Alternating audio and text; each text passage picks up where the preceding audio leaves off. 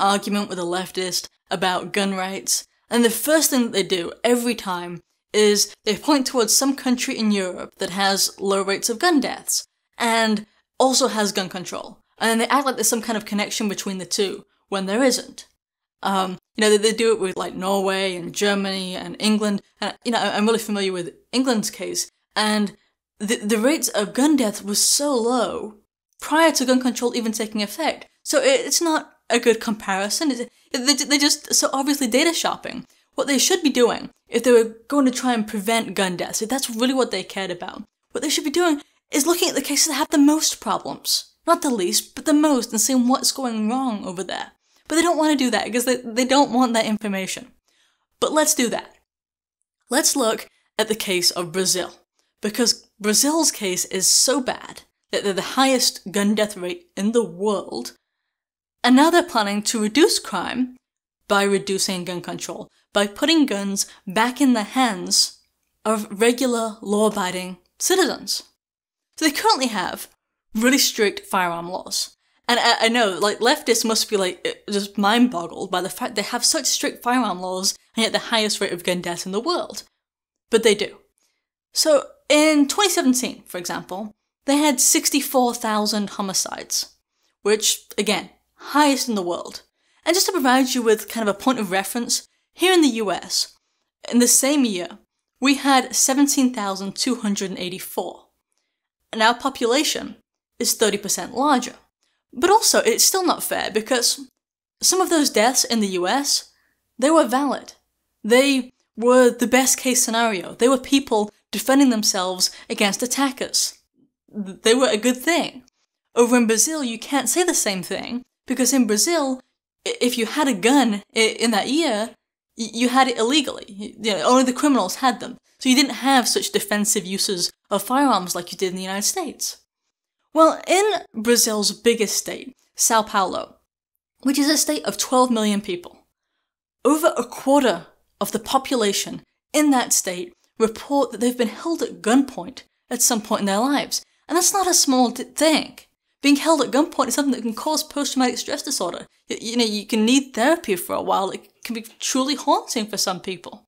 And, that's just one crime, right? Being held at gunpoint. Doesn't count these high rates of rapes and other assaults that are taking place. And this is what gets me with the leftist argument where they point at people like me, at conservatives who are pro-gun rights, and they make it into this moral argument, say, you're just evil, you want kids to die. And I can't think of anything more immoral than what's happening in Brazil, where you've got such high rates of crime and violence, and yet people aren't able to defend themselves and their neighbours and their families or their property. And let me tell you, there are a lot of kids dying over in Brazil too. A lot more than are dying here in the United States. So, if it's a moral issue, it's a moral one in our favour, by a long shot. But over in Brazil, law-abiding people have been made into chronic victims. The country is so disarmed, the good people are so disarmed, that it's a free-for-all. Because the criminals also know that people are disarmed. They know that people can't shoot back.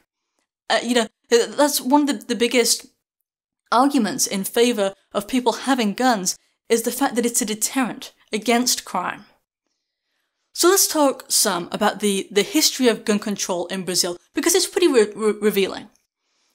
They've had some degree of gun control for an extended period now, but it got really bad on the 1st of July 2004, when Executive Order number 5123 came into place.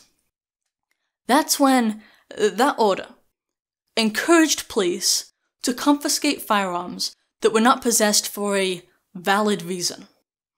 And self-defense didn't count as a valid reason. And for you and I, that's like the number one valid reason. There's nothing more valid than self-defense. Whether you're defending yourself against, an individual perpetrator or against a tyrannical government, in both cases you're talking defense. Sure, some people like to hunt, but as valid reasons go, you don't get higher than defense, right? So in other words, really there was no reason that they could own a gun. Well, after that went into effect, there was an initial crime rate drop, but just about everyone who's looked at the data knows that the reason for that drop was because a massive gang in Brazil got a monopoly. So they didn't kill so many people because their adversaries were already dead. I know, it's kind of a cold statistic, but that's just the way it is. So after that initial drop, then the gun death rate rose and rose and rose. In 2012, they had the highest gun deaths in 35 years, and that's only 8 years into the ban.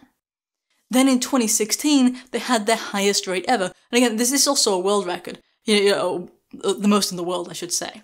But Brazil keeps beating its own record over and over again. But in 2016, they had 61,619 deaths. That's 160 a day. Pretty massive. Then in 2017, they beat their record over again, this time with 63,880 deaths. And here's something for law enforcement to consider.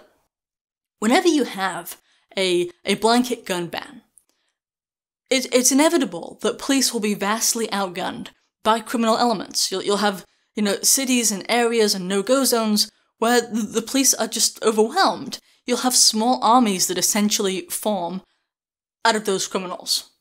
And I'll tell you, nobody likes a good guy with a gun quite like a cop who's having a really, really bad day.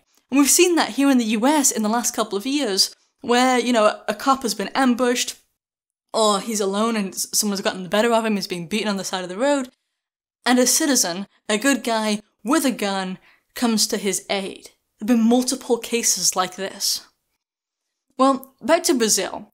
A new president just got sworn in, and this guy, Jair Bolsonaro, wants to repeal the disarmament. This was one of the reasons he actually got elected, was on this promise. He's a populist. Well, so he wants to put guns back into the hands of good people, so they can defend themselves and their property and their neighbours.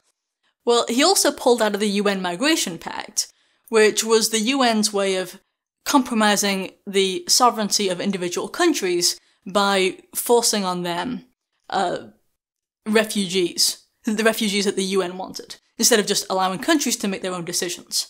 Well, he pulled out of that.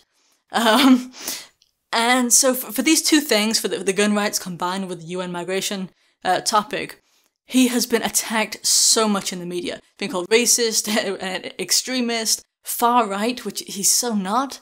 And my personal favourite is the Donald Trump of the tropics. Because these media organizations, they think that that's a huge insult, right? Because when they say things like literally Hitler, they don't really think that. What they're actually thinking is literally Reagan or literally Thomas Jefferson. These are the absolute worst as far as these media types are thinking. See, for me, the absolute worst would be people like Stalin or Pol Pot, people who engaged in disarmament of their people before slaughtering those people by the millions. But what do I know, right? Alright, if you enjoyed this video, please like it and share it with your friends. There are so many of these videos where they do exactly what I was talking about earlier. They just point at some European country and try and make some point out of that, when those countries, they didn't have high rates of gun crime prior to gun control, so it's a really bad argument. And so if you share this one, and we'll try and kind of even it out with some actual facts. They ignore places like Brazil and other countries that have really high rates of gun deaths. They ignore the fact that here in the US, the places with the lowest rates of gun deaths are places like New Hampshire, where they have constitutional carry, meaning that you don't need a permit to conceal carry or open carry. Stuff like that they just completely ignore because it doesn't fit their narrative. So please share it and get the word out. Also, subscribe and hit the bell if you haven't already. And I've got a link in the description that will provide you with better ways to be notified more reliably of new videos. I've also got a few different links that will provide you with ways to support these videos and their production. Thank you so much to those who have already. Bye-bye. Check out our official products at our home site, healthwise.org. We have been helping people to live better and healthier lives for a decade. Our products tend to be more effective than other products, as they work with nature instead of against it. We recommend our colloidal copper lotion, which is our flagship product, or everyone's favorite, the dental cleanser. Thank you for listening and for your support.